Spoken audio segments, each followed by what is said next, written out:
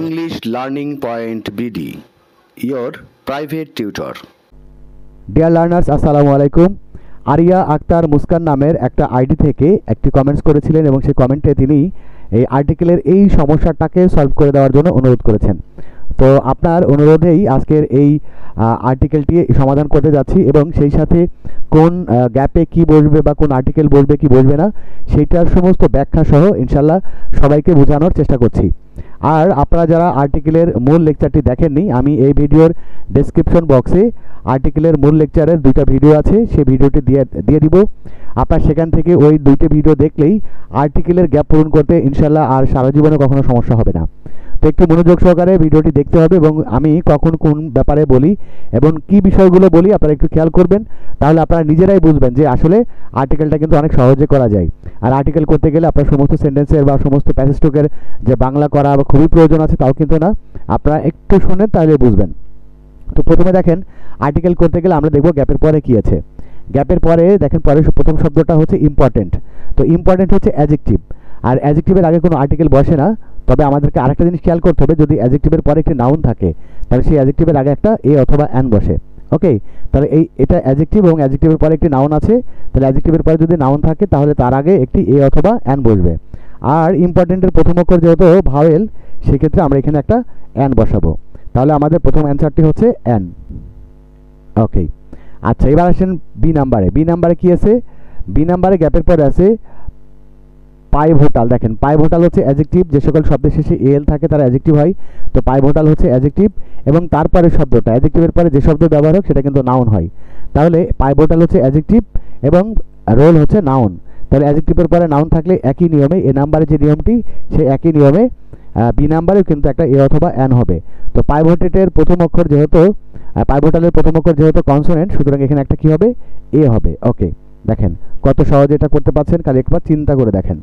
যে আপনার বাংলা করা লাগবে না, খেয়াল করবেন যে গ্যাপের আগে পরে কি আছে। গ্যাপের আগে পরে কি আছে এটা যদি আপনি বুঝতে পারেন তাহলে আপনার জন্য আর্টিকেল কিন্তু একদমই সহজ।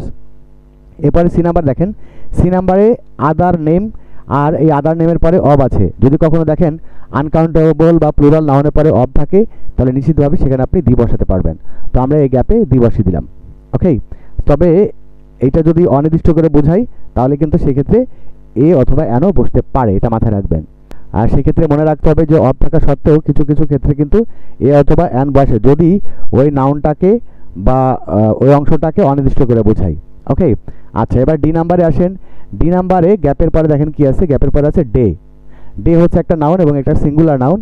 আর কোনো নাউন, কমন নাউন যদি সিঙ্গুলার হয় তাহলে অবশ্যই তার আগে একটা এ অথবা অ্যান বসে। তো ডে এর প্রথম অক্ষর যেহেতু কনসোনেন্ট এবং এটা একটা সিঙ্গুলার নাউন, সেক্ষেত্রে এখানে কি হবে? একটা এ হবে। দেখেন, আচ্ছা, এবার আসেন ই নাম্বারে। ই নাম্বারটা কই? এই যে ই নাম্বারে মনে রাখবেন, এই যে সাসের পরে যখনই গ্যাপ পাবেন সেখানে মনে রাখবেন একটা এ অথবা অ্যান হবে।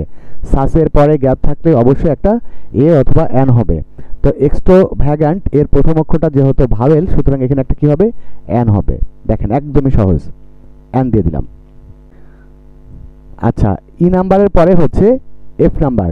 এফ নাম্বারটা খেয়াল করেন, এফ নাম্বারের গ্যাপের পরে আছে হচ্ছে অ্যাডজেক্টিভ। যে সকল শব্দের শেষে বি এল ই থাকে সেটাগুলো অ্যাডজেক্টিভ হয়। আর অ্যাডজেক্টিভের পরে যদি নাউন না থাকে তাহলে অবশ্যই সেই অ্যাডজেক্টিভের আগে কিছুই বসবে না। অ্যাডজেক্টিভের আগে কোনো আর্টিকেল বসে না। তো অ্যাডজেক্টিভের আগে এক শর্তে আর্টিকেল বসে, যদি সেই শর্তটা হচ্ছে যদি ওই অ্যাডজেক্টিভের পরে একটা নাউন থাকে। যদি অ্যাডজেক্টিভের পরে নাউন না থাকে তাহলে সেই অ্যাডজেক্টিভের আগে কখনোই আর্টিকেল বসবে না। দুইটা ক্ষেত্রে অ্যাডজেক্টিভের আগে আর্টিকেল বসে, একটা হচ্ছে অ্যাডজেক্টিভের পরে নাউন থাকতে হবে অথবা সেই অ্যাডজেক্টিভটাকেই নাউন হিসেবে ব্যবহার হতে হবে। আচ্ছা, এবার আসেন জি নাম্বারে। জি নাম্বারে একইভাবে কনশাস হচ্ছে অ্যাডজেক্টিভ, আর অ্যাডজেক্টিভের পরে যেহেতু নাউন নেই সুতরাং এই অ্যাডজেক্টিভের পূর্বেও কিছু বসবে না। তো যেখানে কিছু বসে না সেখানে আমরা কি বসাই? ক্রস বসাই। তাহলে জি নাম্বারটাও কি হবে? জি নাম্বারটাও কিছু বসবে না, ক্রস। কেন বসবে না? কারণ হচ্ছে জি নাম্বারে গ্যাপের পরে আছে কনশাস, কনশাস হচ্ছে অ্যাডজেক্টিভ। আচ্ছা, এবারে আসেন এইচ নাম্বারে। এইচ নাম্বারে হচ্ছে গ্যাপের পরে কি আছে? গ্যাপের পরে ওয়াটার আছে। ওয়াটার হচ্ছে একটা আনকাউন্টেবল নাউন, আর আনকাউন্টেবল নাউনের আগে কখনোই কোনো আর্টিকেল বসে না, সুতরাং এখানেও ক্রস। ওকে, দেখেন একদমই সহজভাবে কিন্তু এই আর্টিকেলটি পূরণ হয়ে গেল। তবে আমি আপনাদেরকে এইটুকু বলি, আপনারা যারা আমার আর্টিকেলের যে মূল লেকচার দুইটা কিন্তু লেকচার আছে, আমার দুইটা ভিডিও ইতিমধ্যেই আর্টিকেলের দুইটা ক্লাসের ভিডিও আমার ইউটিউবে আপলোড করা আছে। তো আপনারা যারা দেখেছেন তারা তো এইটা খুব সুন্দরভাবে বুঝেছেন। আর আপনারা যারা দেখেননি, আমি এই ভিডিও ডেসক্রিপশন বক্সে ওই দুইটা ভিডিও লিঙ্ক দিয়ে দিয়েছি, আপনারা ওই দুইটা ভিডিও দেখে নেবেন, তাহলে আর্টিকেলের গ্যাপ পূরণ করা আপনার জন্য একদম সহজ হয়ে যাবে। তো ডিয়ার লার্নার্স, এই ছিল আজকের এই সমাধান। আরিয়া আক্তার মুস্কানের অনুরোধে আজকের এই সমাধানটা করলাম, আপনাদের সবাইকে বুঝিয়ে দিলাম। তো এই ভিডিওটি যদি আপনার ভালো লাগে তাহলে অবশ্যই ভিডিওতে একটি লাইক করে দিবেন। আর আপনি যদি আমার চ্যানেলে নতুন হয়ে থাকেন এবং এখন পর্যন্ত আমার চ্যানেলটিকে সাবস্ক্রাইব না করে থাকেন, তাহলে অবশ্যই চ্যানেলটিকে সাবস্ক্রাইব করে দিবেন এবং পাশের বেল আইকনটিও বাজিয়ে দিবেন।